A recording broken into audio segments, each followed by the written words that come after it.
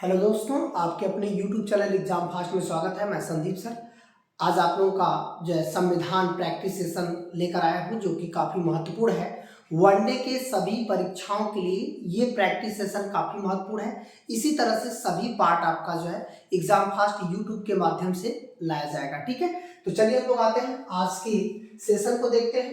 उच्चतम न्यायालय ने संविधान के निर्वाचन से संबंधित मामले, निर्वाचन या किसी भी बड़े मामले की सुनवाई में न्यायाधीशों की संख्या कम से कम कितनी होनी चाहिए। इसका मतलब जो हमारी सुप्रीम कोर्ट है, यदि किसी मामले में सुनवाई कर रही है तो उसमें न्यायाधीशों की संख्या क्या होनी चाहिए, उसकी बात कर रहा है।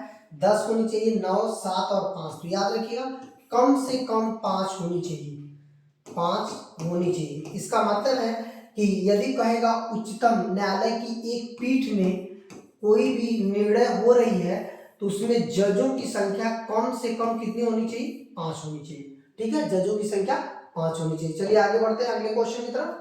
यहाँ पर है सर्वोच्च न्यायालय के न्यायाधीश पद पर नियुक्ति के पात्र बनने के लिए जज को उच्च न्यायालय में, मतलब उच्च न्यायालय में कितने वर्ष तक जो है सेवा आवश्यक है। जैसे वो उच्च न्यायालय में जो है कितने वर्ष तक सेवा आवश्यक है, तो आप ध्यान रखिएगा, जब हम उच्चतम न्यायालय में जाते हैं तो 10 वर्ष तक तो पहले हम पूरे देश के किसी अन्य जगह अन्य न्यायालय में रह सकते हैं, अन्य न्यायालय में। और वो 2 कंडीशन में रह सकते हैं, या तो जज के रूप में रह सकते हैं या तो सरकारी वकील के रूप में, सरकारी वकील। इसका मतलब है कि दोनों रूप में हम रह सकते हैं। तो चलिए ठीक है, अब यहाँ पर इसके अलावा जब हम इससे यहाँ से प्रमोशन करते हैं उच्च न्यायालय में, तो ये हमको ये बातें कम से कम 10 वर्ष तक का मामला हमारे पास होना चाहिए अधिकार हुआ।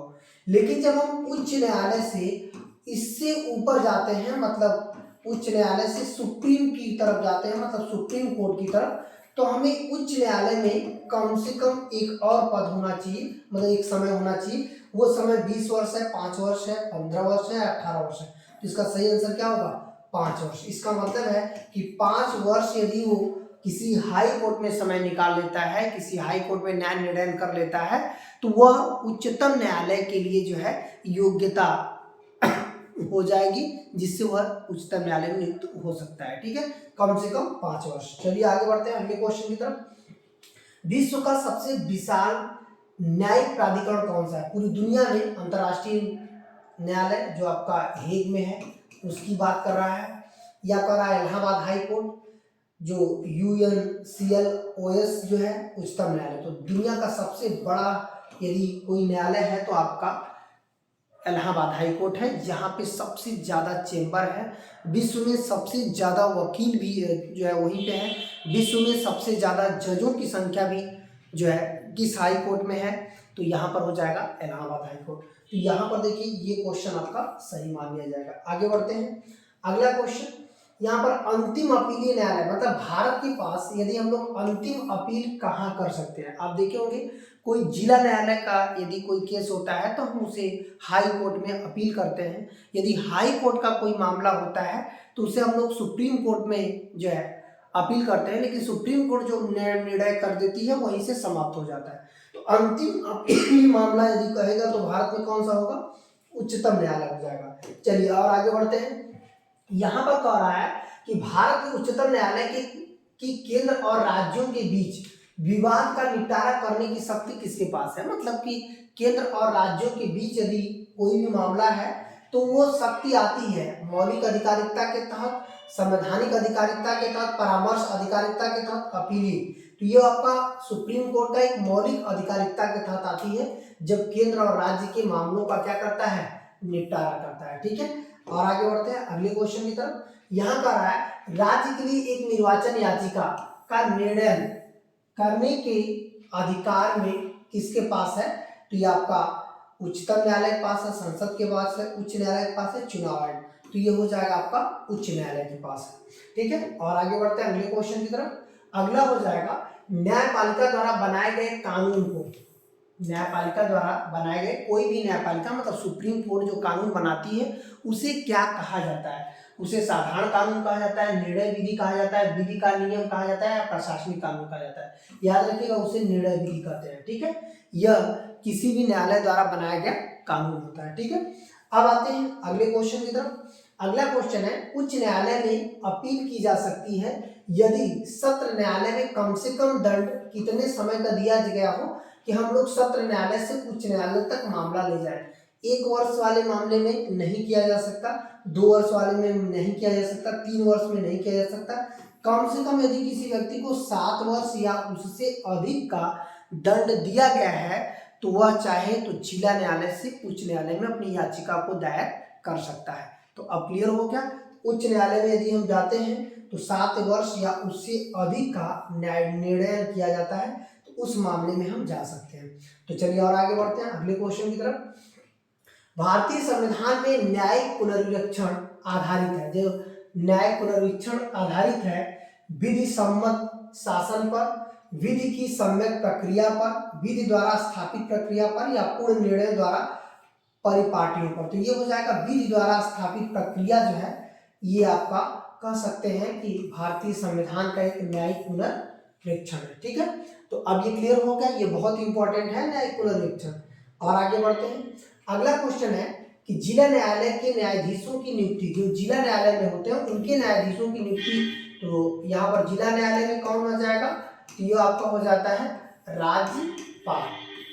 क्लियर हो गया। और यदि हम लोग वहीं उसके ऊपर जाएंगे तो वहां पर राष्ट्रपति हो जाएगा, तो यहाँ पर ये हो गया आपका राज्यपाल। क्लियर हो गया। चलिए और आगे बढ़ते हैं, अगला क्वेश्चन है national green tribunal NGT national green tribunal, जिसका गठन कब हुआ था, 2010 में हुआ था। ये दरअसल किस लिए लाया गया था इसकी बात हम लोग करते हैं।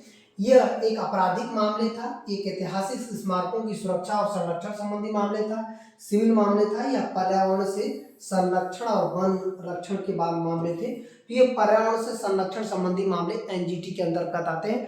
जो नेशनल ग्रीन ट्रिब्यूनल है, चाहे वो नदी हो, वन, वृक्ष, उस पर पूरी तरह से जो है उसकी स्वच्छता और उसके विकास पर जोर देता है। तो चलिए और आगे बढ़ते हैं अगले क्वेश्चन की तरफ। ये हो जाएगा लक्षद्वीप का उच्च न्यायालय भारत के किस राज्य में स्थित है, मतलब जो लक्षद्वीप है वो किस न्यायालय से संबंधित है, तमिलनाडु से, केरल से, आंध्र प्रदेश से, कर्नाटक से। तो ये क्या हो जाएगा, लक्षद्वीप किससे संबंधित है, केरल उच्च न्यायालय से लक्षद्वीप का संबंध है। ठीक है, चलिए और आगे बढ़ते हैं, अगला क्वेश्चन देखते हैं।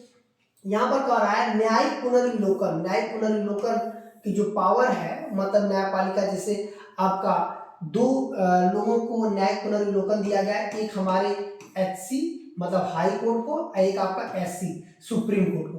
ये दोनों को पास पावर है न्यायिक पुनर्विलोकन करने की, न्यायिक पुनर्विलोकन।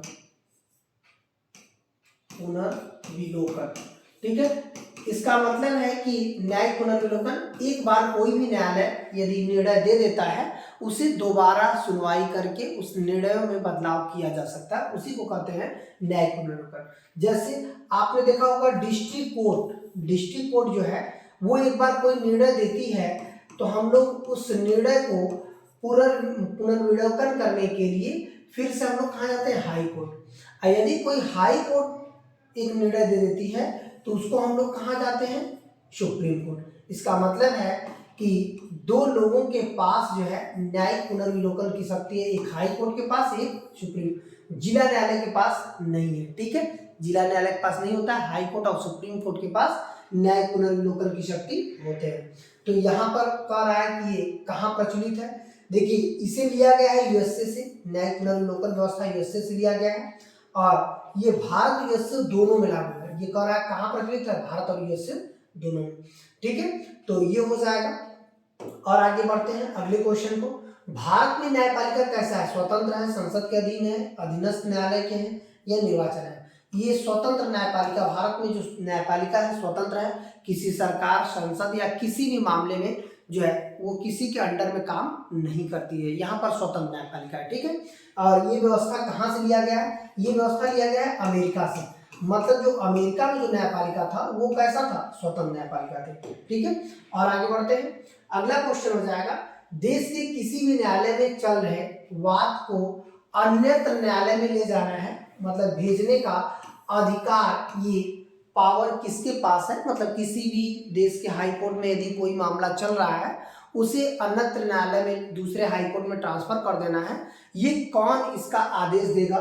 इसका आदेश राष्ट्रपति देगा, सर्वोच्च न्यायालय देगा, उच्च न्यायालय देगा, या इनमें से कोई नहीं। तो इसका आदेश कौन देता है? सर्वोच्च न्यायालय किसी भी मामले को जो है आधिकारिक तौर पर अन्यत्र राज्यों में भेज सकता है। तो आज का प्रैक्टिस सेशन इतना ही था, काफी महत्वपूर्ण प्रैक्टिस सेशन था आपकी परीक्षाओं के लिए, और ऐसे ही आप लोग बने रहिएगा। रेगुलर जो है आपको प्रैक्टिस दिया जाएगा, और अंत तक बने रहने के लिए बहुत बहुत धन्यवाद। यदि वीडियो पसंद आती है तो आप लाइक, सब्सक्राइब, शेयर करना नहीं भूलना है। धन्यवाद।